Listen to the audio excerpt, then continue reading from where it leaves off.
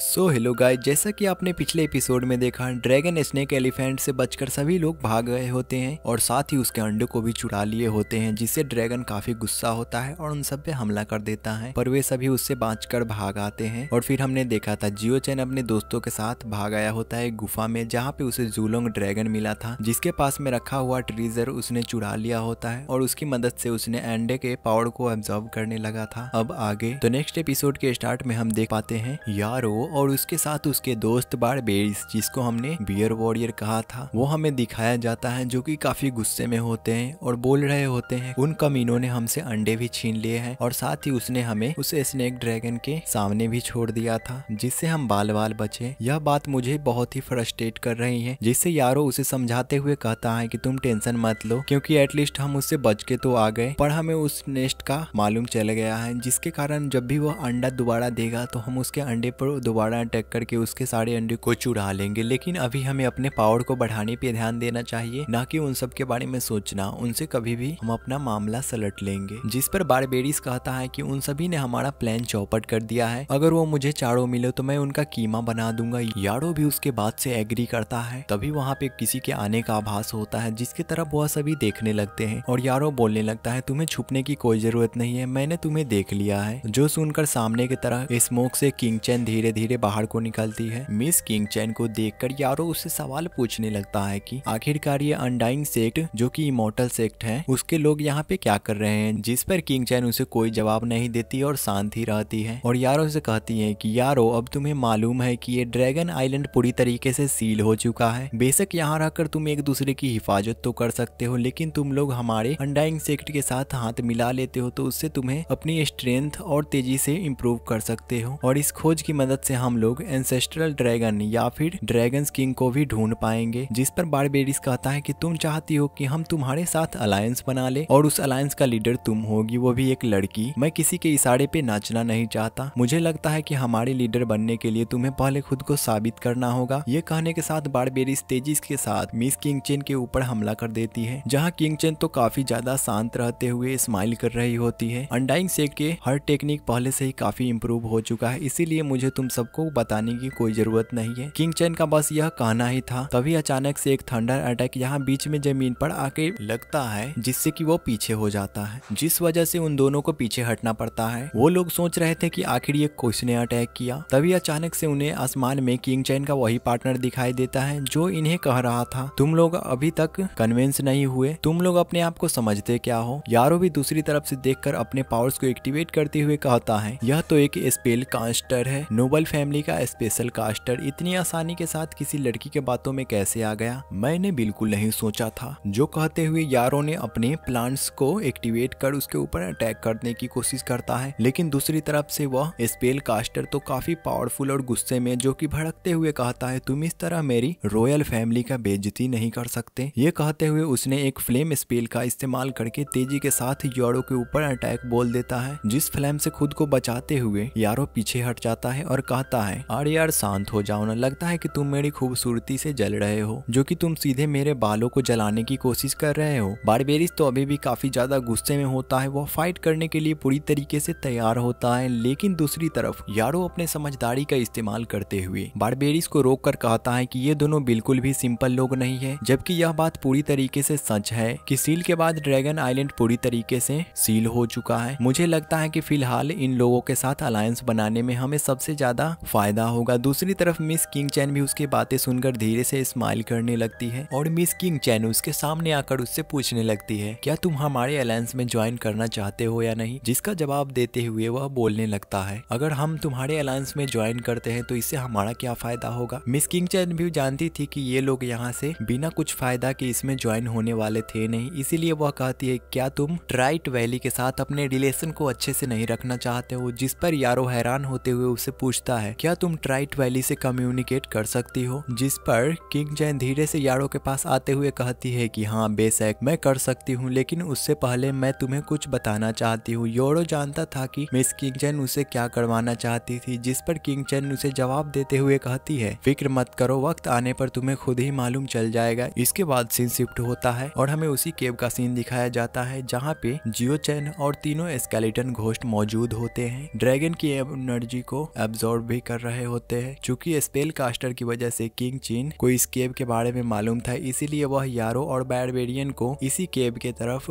भेज देता है, जिनके यहाँ पर आने की आहट किंग यामा ने भी सुन ली होती है। इसीलिए वह फौरन से अपने बाकी के भाइयों को जगाते हुए कहता है, इधर आ जाओ। तीनों स्केलेटन देख लेते हैं कि ये दोनों वही हैं जिन्होंने पहले हमारा ड्रैगन एग्स चुराने की कोशिश की थी। किंग यामा अपने भाइयों को कहता है कि फिलहाल हम जियो चैन को परेशान नहीं कर सकते, क्योंकि वह अपने लेवल को ब्रेक थ्रू करने में बिजी है, इसीलिए हम उसे रोक नहीं सकते। और जब तक कि वह अंदर कल्टीवेशन कर रहा है तब तक हम सबको ही इन्हें होल्ड करना होगा। और वो सभी आमने सामने आ जाते हैं। यह सुनकर जिन्हें देखकर यारो सोचने लगता है, यह तो वही स्केलेटन है जो कि हमें कल मिले थे। लगता है कि मिस किंग चैन को पहले से ही मालूम है कि ये तीनों हमारे एनिमी है, इसीलिए इनसे फाइट करने के लिए हमें बुलाए हैं। यारो की बातें ये सुनकर बारबेरियन जवाब देते हुए कहता है कि इन लोगों के साथ वो चौथा लड़का वहीं पे दिखाई दे रहा था, वो अभी केव के अंदर बैठा होगा, ड्रैगन एग्स की एनर्जी को एब्जॉर्ब भी कर रहा होगा। तो इससे पहले कि वह उसको पूरी तरीके से एब्जॉर्ब कर ले, हम उसे पकड़ लेंगे और उसे जान से मार देंगे। इससे पहले कि वह ड्रैगन एग्स के पावर को एब्जॉर्ब कर ले, हम उसके एग्स को छीन लेंगे। दोनों इसी तरह का बात कर रहे थे। दूसरी तरफ हम देखते हैं कि तीनों स्केलेटन वॉरियर भी फाइट करने के लिए पूरी तरीके से रेडी होते हैं। हम देखते हैं कि किंग ऑफ रीकार्नेशन जल्दी से जमीन के अंदर चला गया था, जबकि दूसरा इमोर्टल घोस्ट एक लकड़ी को उठाकर किंग यामा के साथ मिलते हुए तेजी से बारबेरिस की तरफ बढ़ने लगता है। बारबेरिस अपनी तरफ उसको आते हुए देख काफी गुस्से में लग रहा था। हम देखते हैं कि उसने शुरू में ही अपने बी स्पिरिट को फौरन से एक्टिवेट कर लिया था, जिसका इस्तेमाल करते हुए वह सबसे पहले किंग यामा को एक जोरदार पंच मारता है और उसे फेंक देता है। दूसरी तरफ हम देखते हैं कि किंग यानी कि इमोर्टल घोस्ट का लकड़ी भी चकनाचूर कर दिया था और वह बारबेरिस को देखता है, जो कि काफी गुस्से में लग रहा था। लेकिन इससे पहले कि बारबेरिस उसके ऊपर हमला कर पाता, तभी अचानक से दूसरी तरफ किंग ऑफ रीकार्नेशन जमीन से निकलकर बारबेरिस को पकड़ लेता है, जिसकी वजह से इमोर्टल घोस्ट पर हमला जो होने वाला था वो मिस हो गया था और उसे एक जोरदार पंच करते हुए पीछे की तरफ हटा देता है। दूसरी तरफ वह बारबेरिस इस पंच की वजह से काफी गुस्से में लग रहा होता है कि आखिरकार तुम्हारी हिम्मत कैसे हुई, मुझे बिल्कुल पसंद नहीं कोई मेरी पूंछ को टच करे, अब मैं तुम तीनों का कीमा बना दूंगा। दूसरी तरफ यारो भी अपने प्लांट्स को एक्टिवेट करते हुए कहता है कि ठीक है, बारबेरिस मिलकर जल्दी से फाइट को खत्म करते हैं। यह बातें सुनकर भला ये स्केलेटन वॉरियर पीछे कहाँ हटने वाले थे, बल्कि वो तो वक्त का इंतजार करते हुए अपनी हिम्मत को बढ़ाते हुए फाइट करने लगते हैं। दूसरी तरफ सीन शिफ्ट होकर हमें ट्राइट वैली के ट्रीमेंस पर आ जाता है, जिनसे बात करने के लिए मिस किंग चैन वहाँ पे आ गई थी। वैसे तो मिंग चैन कभी भी इन ट्रीमैन से कम्युनिकेट नहीं कर सकती, लेकिन इस बार उसकी किस्मत अच्छी थी क्योंकि उसे यहाँ पे मिस लीनर मिल जाती है, जिसके बारे में उसे पता नहीं था। लेकिन मिस किंग चैन को पहली सारी इन्फॉर्मेशन मिल चुकी थी। वह यहाँ आने के साथ कहती है कि मैं ह्यूमन वर्ल्ड से ट्रीमैन्स को अपना रिस्पेक्ट पेश करती हूँ, मेरा नाम किंग चैन है, मैं अनडाइंग सेक्ट की प्रिंसेस हूँ। दूसरी तरफ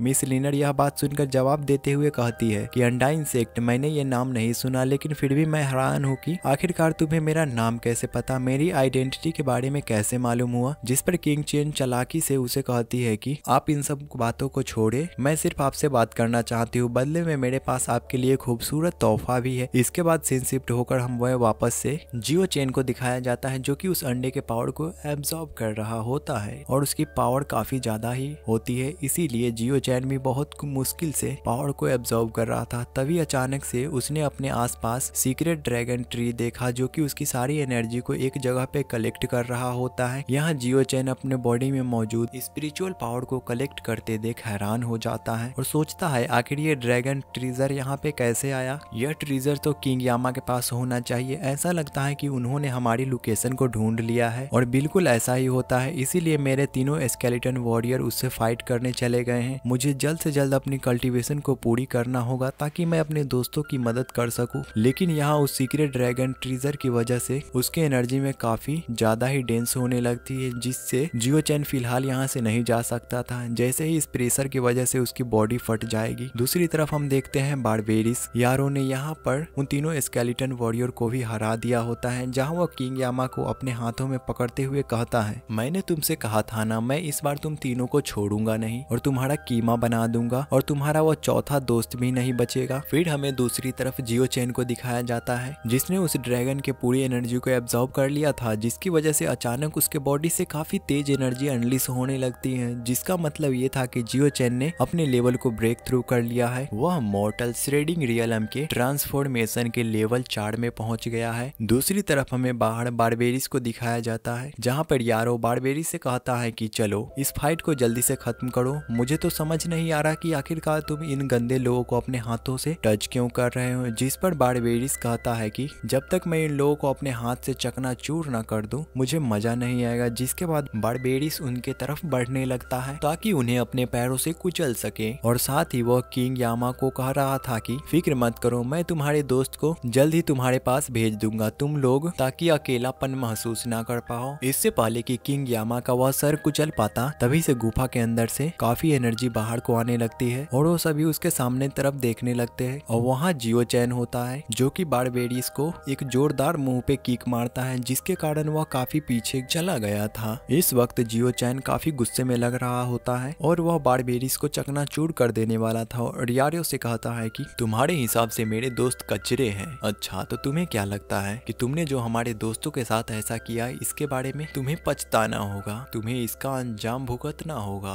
और अपने दोस्तों को जमीन पे पड़ा हुआ देखकर काफी गुस्से में अपने पावर को अनलिश करने लगता है। जियो चैन को इतनी गुस्सा में देखकर बारबेरिस और यारो भी डर जाते हैं। इसीलिए हम देखते हैं कि यारो ने फौरन से अपने प्लांट्स टेंटिकल्स को एक्टिवेट करते हुए जियो चैन के ऊपर हमला करने की कोशिश करती है, लेकिन दूसरी तरफ जियो चैन की रफ्तार अब काफी तेज हो चुकी थी। इसीलिए वो अपने पावर का इस्तेमाल करते हुए काफी आसानी से उसके हर अटैक को डॉज करते हुए सीधा बारबेरिस को हटा देता है। जहां बारबेरिस यारो से कहता है कि लड़के की ताकत अचानक से बढ़ चुकी है, इसीलिए हमें संभल कर फाइट करना होगा। जिस पर यारो भी कहता है कि हाँ तुमने सही कहा, लेकिन जैसे ही उसके सामने तरफ देखता है तब तो वहाँ जियो चैन पहुंच चुका था। जहां इससे पहले कि वो कुछ कर पाता तभी अचानक से जियो चैन उसके मुंह पे एक जोरदार किक करते हुए उसे जंगल की तरफ मार देता है। जिसके बाद जियो चैन ने अपने गुस्से में बारबेरिस के ऊपर अपने लातों की बारिश करने लगता है। वो इतनी बेरहमी से मार रहा था जिस बेरहमी से उसने स्केलेटन को मारा था। यहाँ दूसरी तरफ जंगल में यारो खुद को संभालते हुए कहता है कि यार इतनी जोर से किक मारी है कि मेरे दांत भी दर्द कर रहे हैं, लेकिन अब मैं इसे छोड़ूंगा नहीं। और ये कहते हुए वहाँ पे मौजूद एक चट्टान को उठाते हुए तेजी के साथ जियो चैन की तरफ थ्रो कर देता है, लेकिन दूसरी तरफ जियो चैन इस चाल को भांप लेता है और हम देखते हैं कि वह तेजी से साथ मूव करते हुए फौरन से यहाँ बारबेरिस को अपने किक से मारकर सारी एनर्जी इकट्ठा करते हुए बारबेरिस को जोरदार किक करते हुए फौरन से उसी चट्टान पे मार देता है। और इसी वजह से वह चट्टान और बारबेरिस दोनों उड़ते हुए सीधा जाकर यारो से टकरा गए थे, जिसकी वजह से वहाँ पे एक बहुत बड़ा ब्लास्ट होता है। और इस पिटाई की वजह से बारबेरिस और यारो दोनों की हालत खराब हो जाती है और बोलता है कि इस लड़के ने ड्रैगन एग की एनर्जी को एब्जॉर्ब कर ली है, इसकी वजह से यह काफी ज्यादा ही ताकतवर हो चुका है। फिलहाल हम इसका मुकाबला नहीं कर सकते, यहाँ से भागने में ही हमारी समझदारी होगी। लेकिन दूसरी तरफ जियो चैन इस वक्त काफी गुस्से में होता है, जो कि गुस्से के साथ अपनी पावर अनलिश करते हुए बोलता है ये भूल जाओ क्योंकि आज दिन है तुम्हारा मौत का और किसी को यहाँ से भागने नहीं दूंगा। ये कहते हुए जियो चैन अपने पंच को रेडी करते हुए तेजी के साथ दोनों के ऊपर हमला करने के लिए बढ़ता है और जंप कर दिया था। इससे पहले कि जियो चैन उन दोनों को टच भी कर पाता, अचानक से वहाँ आसमान में एक बहुत बड़ा ही ट्री वॉरियर और तेजी के साथ दोनों के बीच में आ गिरा था, जिसकी वजह से हम देखते हैं कि जियो चैन को भी वापस की तरफ हटना पड़ता है। जियो चैन दूसरी तरफ से हटकर खुद को संभालते हुए वहाँ उस ट्री मैन को देखता है जिसमें मिस लिनर खड़ी होती है, जिसे देखकर जियो चैन गुस्से के साथ कहता है अच्छा तो तुम फिर से मेरे रास्ते के बीच में रोड़ा बनने आ गई। यहाँ मिस किंग चैन मिस लिनर से बोलती है यही वो लड़का है जियो चैन जिसे मैंने तुम्हें तोहफा के रूप में देने के लिए रखा था। जिसे देखकर मिस लिनर भी हैरान हो जाती है और इसी सस्पेंस के साथ यह एपिसोड एंड होता है। तो गाइस वीडियो को लाइक एंड चैनल को सब्सक्राइब करना ना भूले। एक्सप्लेनेशन कैसी लगी कमेंट करके जरूर बताएं। मिलते हैं किसी न्यू वीडियो में, तब तक के लिए बाय।